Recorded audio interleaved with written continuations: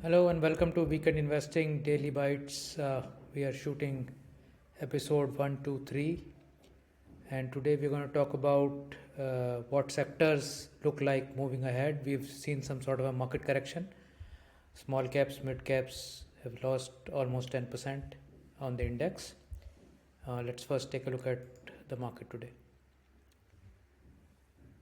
Uh, it was red all the way.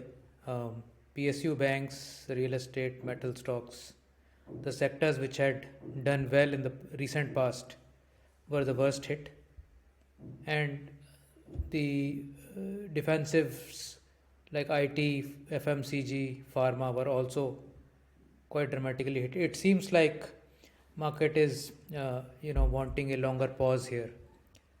Um, there was also a news of a downgrade by Morgan Stanley, and the FII numbers are awaited for the evening, but I suspect that there would be large sales from there as well. And retail, which has been putting up so far against all the FII sales, need to continue to support, otherwise, we may see a larger move down.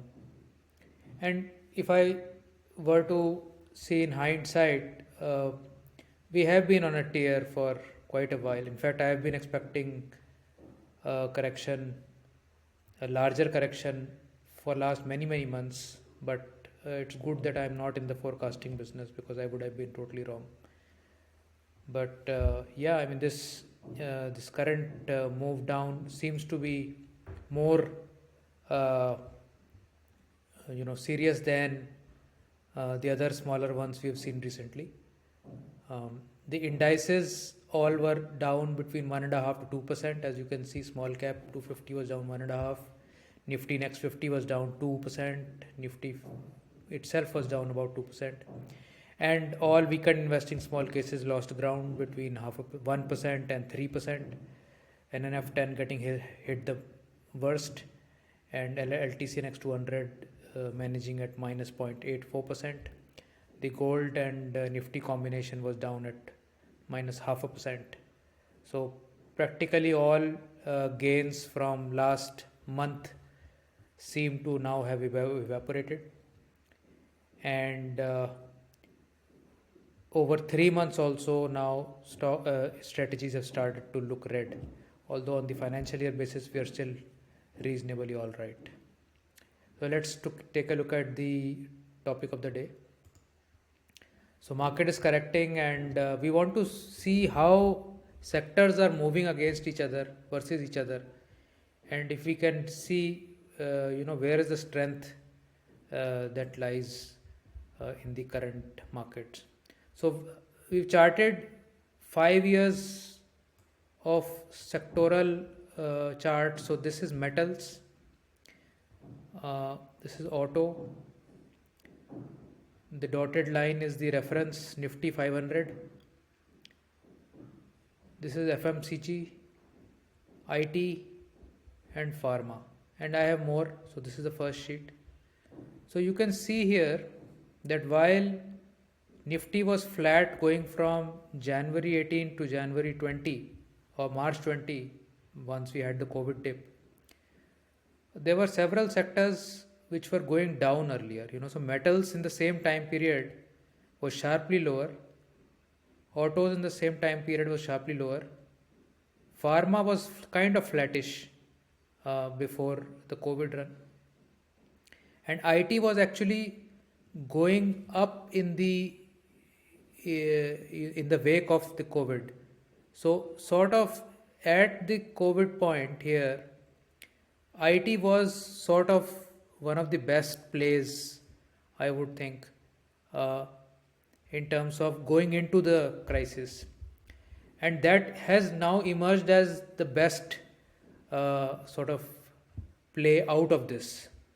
So the sector that was strongest before the crash sort of has come out the winner, and metals, after having underperformed in the last 6 to 8 months, it crossed the Nifty 500 returns, and it also came up to 190%. So Nifty 500 over this entire period did 135%, whereas metals and IT have done 190 and 209%. And the biggest laggard over these last 5.5 years has been pharma at plus 25%. Auto has been plus 49%, still quite a laggard. And FMCG has done just about okay at plus 93% versus the benchmark. So next is here is consumption. This is consumption which has fared weaker than the Nifty 500 benchmark. Infrastructure is now coming back, but still not really able to meet the market. Commodities are doing well, slightly better than the general market. Real estate, you can see from April onwards, it has really taken off here. And metals, continuing from last slide, metals have done well. So real estate and metals, and from the previous slide, IT seems to be the strongest ones as compared to the CNX 500 index. And in this index, we have energy here at plus 180%, and we have the banking index. This is combined banking index, and we also have PSU banks, public sector enterprise, and private banks.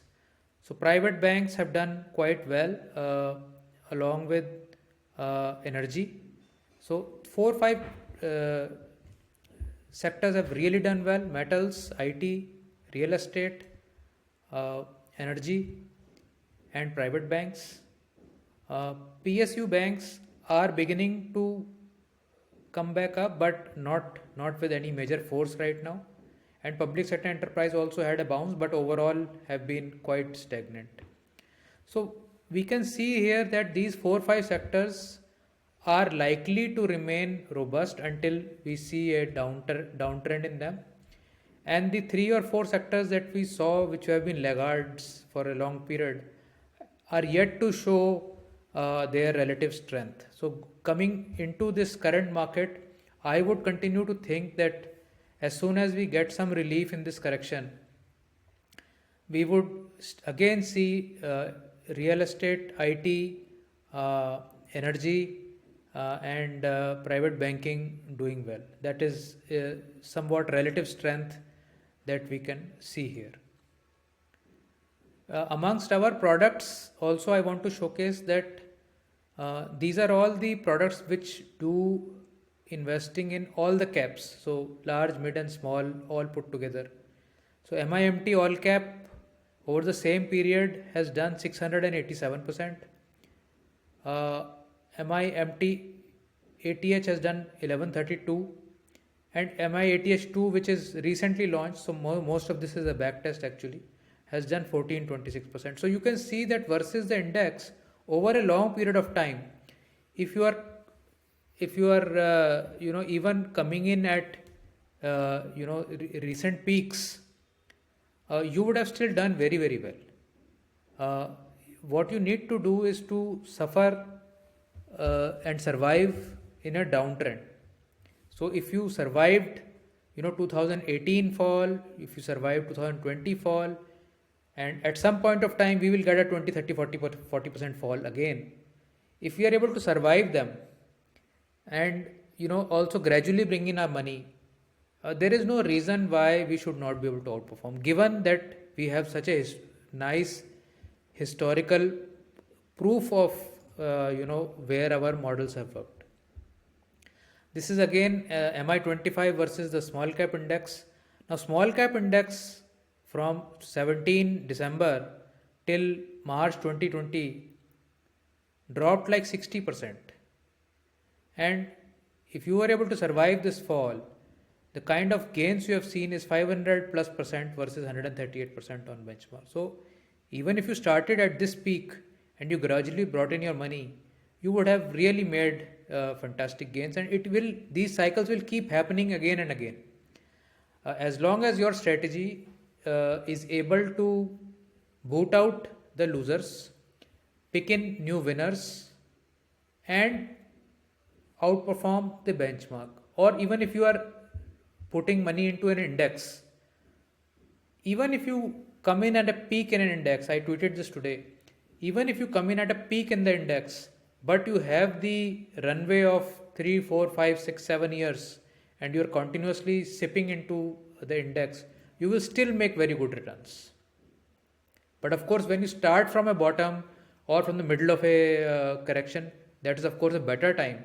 But I'm saying even in the worst case scenario, if you started at the peaks in the last 30 years, if you have seen so many peaks, and I'll request my office to do a DB on this to find out what was the outcome, how much time did it take to come to a reasonable level of XIRR returns, even if you started at the peak in any of the peaks that we have seen in the last 30 years. We will do this study and come back to you next week on this. The last slide is basically just summarizing what we saw on the previous charts. So basically, if you are totally sector focused and you stay within a sector, your returns will obviously not be as good as a strategy which is automatically designed to pick the winning sectors from time to time.